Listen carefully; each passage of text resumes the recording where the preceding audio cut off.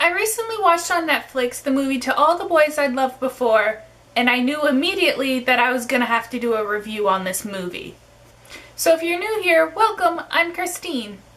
So today's review is basically going to be me gushing about how much I love this movie. To All the Boys I've Loved Before has recently taken the world by storm, and justly so. This movie was amazing. As soon as I watched the trailer, I knew I'm not a big contemporary fan, but I knew I was gonna have to watch this movie. And I did, and I actually loved it so much, I didn't want to just watch it all in one sitting. So I ended up watching it in pieces throughout the day that it released on August 17th, just because I didn't want to just go all in one go. So I broke it up into pieces just to make it last a little bit longer.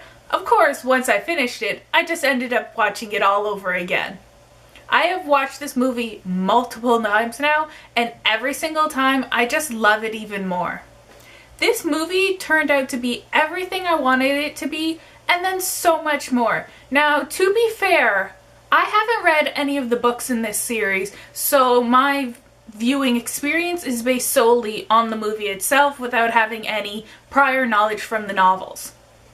I ended up loving this movie so much that it inspired me to grab the first two books in the series. I already owned the third. On top of, I grabbed the movie edition of this book, and if you know me, you know I really dislike the movie covers on things, but I picked up a movie cover copy.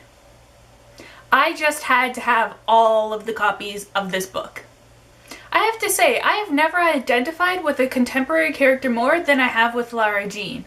I just associated so many things with her that I associate with myself. We both hate to drive. We both rather write stuff out in our heads, in our own fantasy world, than to say them in real life. We both don't want to say anything in the romance section because we could just end up getting hurt. I was actually quite surprised on how close I felt with Lara Jean at the end of the movie. And another thing I loved about Lara Jean, her clothing style. I am in my full Lara Jean inspired outfit today with my hair bow and my white sweater and my ponytail. I loved her style so much in this movie. It actually inspired me to go out and grab a couple new pieces for my wardrobe that are more in the Lara Jean style. I might end up doing a Lara Jean inspired lookbook one day. We'll have to see. I don't know. Let me know down below if you guys would want to see something like that. I do have to say, going into this movie, we kind of just jump in. I was a bit confused on the Song sisters and their whole family. I had no idea when we went in if it was two parents and one had left, or if it was a widowed father, or if this was just a single dad who decided to adopt 3 daughters. I had no idea, and they still don't really fully explain. We do find out that Lara Jean's mother passed away, but I still don't completely understand the family dynamic, and I will say that is something that wasn't really explained in the movie. I have a feeling it'll be a lot more explained in the books, so I'll have a lot better of an understanding when I read the books. Which brings me to my next point. I loved so much how very real issues, loss, sex, and sisterhood were brought up in this movie. I was expecting this to be some kind of like light rom-com, but it actually got into some very deep issues. How Lara Jean told Peter she didn't want to be intimate with him, whether it be kissing or sex, and his correct answer, which was he wasn't going to pressure her into anything she didn't want to do. I love that Lara Jean took the stance that she didn't want to have sex, because I feel like it's very frowned upon in modern society that if you wait, you're some kind of prude or so there's something wrong with you. I just love that Lara Jean took this stance. In this movie, we also get to see Lara Jean and Peter's struggle with loss. For Lara Jean, it's how her mother passed away a few years ago, and she is still dealing with the loss of her mother and the guilt, the almost survivor's guilt almost, that sometimes she forgets that it wasn't just her dad and her sisters. And for Peter, how his father walked out on their family and created this new family. I love how they bonded over their losses, and that it was something that was explored in this movie because teens do face this, and it wasn't really sugar-coated. It was more raw and just how they actually felt, and I felt it was really real and how real teens would feel in this situation. It is in dealing with these very real issues for teen nowadays that I felt really gave this movie its heart.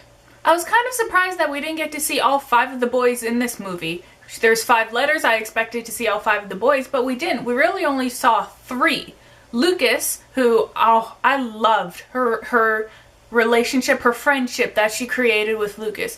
Lucas was completely cognizant of the situation she was in. He understood the situation he was in, took himself out of that situation, and he made himself a really good friend that could help Lara Jean spread her wings, give her a little nudge, tell her when she's being silly. I just loved that dynamic so much, and the fact that he wasn't in the running to become her love interest just made it so much better for me. Peter, oh Peter, he was so sweet right off the bat. I love that Peter doesn't force Lara Jean to do anything she doesn't want to do, but he does encourage her to come out of her shell and to try new things. I really got the feeling that he's a good guy when we kind of first meet him, when he has received the letter from Lara Jean, and Lara Jean and Christine are running together, and he asks for privacy so he can let Lara Jean down in private. That was the first time that I really got the sense of that he wasn't really a jerk, because a real jerk would have done that in front of her friends. He wouldn't have even cared. Although I may admit it may have been a bad start to kind of be using Lara Jean to make his ex jealous. That was really the only kind of bad thing he did, for me anyways, in this movie. Peter takes care of Kitty. He supports Lara Jean in whatever she wants to do. He talks to her. He really gets to know her and what she's feeling. He spent time with her. I just felt like he was such a great character, and I think every girl will admit that they want their own Peter Kavinsky in their life. The only time I kind of didn't understand Lara Jean was how she treated Josh throughout the movie. I felt really bad for him because he received this letter saying that she was madly in love with him, and when he goes to try to talk to her about it, every single time she cuts him off and brushes him off. She says, nope, don't want to talk about it. Nope, it was in the past, I'm done. And then she continues later on in the movie to come to him when she needs help with something. But after she's done using him, she just kind of runs off. So I didn't really understand. I understand it was awkward for her, and I understand that she didn't want anything to come about because she would never do that to her sister. But I just felt really bad for Josh's character throughout the entire movie, and I felt it was kind of weird of Lara Jean to treat him in that way. She didn't seem like that kind of character. The casting was really on point for me. Now, I haven't read the books before, so I haven't had that pre-imagined image of what the characters were going to look like, so that could be some part of it, and now I'm gonna imagine the movie characters whenever I read the book. But you know what? Noah Centino's pretty cute, so I don't think it's gonna hurt that much. I felt like all the characters were separate and memorable, even some of the secondary characters like Lucas and Kitty. Lana Condor, though, was the icing on the cake. I want to say she held this movie together, but she kind of did for me. She brought out everything I think that was best in all of the other characters, and her chemistry with all of the other characters just really made this movie for me. So, good job. Now, I had some minor issues with this movie, and I mean really minor. I know some people wear their shoes in the house, but that scene when Margot gets into bed with her shoes on really bothered me. Another thing that really bothered me was Lara Jean was in makeup 24/7. When she went to bed, she was in makeup. When she woke up first thing in the morning, she was in makeup. No real girl would ever wear makeup 24/7 because you sleep in that stuff and you ruin your skin. So I know they do this in like every other TV show and movie, but it's always something I notice and it always bothers me. Another scene was when they were coming back from being in the hot tub. Peter was still kind of wet. He had a robe on, but he was still kind of wet. But Lara Jean's nightgown was completely dry. And after they finished kissing and she went and laid down in bed in her room, her lip gloss was completely perfect. It's just, those were really the only issues I had with this movie, and they are really minor issues, but it's just something that I noticed. There was really only one thing in this entire movie that I would change. I would have loved if we had not seen Kitty go into Lara Jean's room. Now, it didn't directly show us that Kitty was the one who mailed the letters, but it was definitely implied. I would have loved so much if the idea was that the letters did get sent to Goodwill and some kind of person who just bought the box mailed them out for her.